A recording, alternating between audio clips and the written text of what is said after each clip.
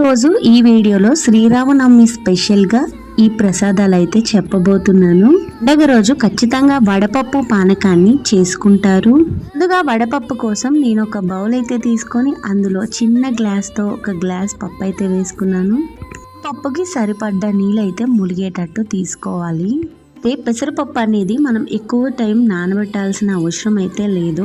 అరగంట, గంట లేదా 2 గంటలైనా నానబెట్టుకోవచ్చు. ఇక్కడ కడిగి పెట్టుకొని మళ్ళీ నీళ్ళైతే వేసుకున్నాను ములిగేటట్టు.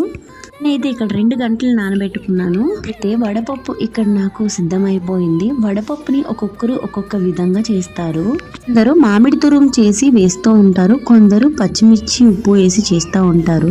ఈ వడపప్పు అంటే ఇలా నానబెట్టిన పప్పు మీద చిన్న బెల్లం పెడితే వడపప్పు రెడీ అయిపోద్ది. పానకం కోసం మిరియాలు, యాలకులు అయితే నేను తీసుకున్నాను. నేను సొంటి కూడా వేసాను, కానీ వీడియో క్లిప్ మిస్ అయిపోయింది.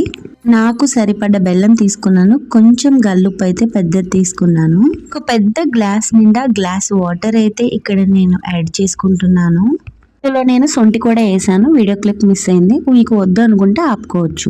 ఇది పిల్లలు కూడా తీసుకుంటారు కాబట్టి వాళ్ళకి తగ్గట్టు నేనైతే ఇక్కడ బెల్లాన్ని తీసుకున్నాను.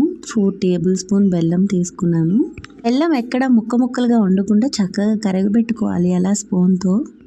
పెట్టుకున్న యాలకులు, మిరియాలు తీసుకోవాలి.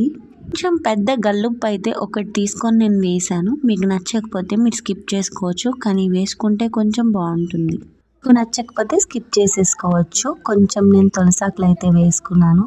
ఫైనల్గా పానకం రెడీ అయిపోయింది. ఖచ్చితంగా ఈ శ్రీరామనవమికి అందరూ ప్రత్యేకంగా ఆ దేవుడికి పెట్టే నైవేద్యాలు అయితే 4 నాకు తెలిసినవి నేను షేర్ చేసుకోవాలనుకుంటున్నాను. వడపప్పు ఖచ్చితంగా ఉంటుంది, పానకం పెడతారు, అలాగే చనిమిడి పెడతారు, అలాగే ఖచ్చితంగా పరమాన్నం అయితే పెడతారు. సో నేనైతే ఇవి చేశాను.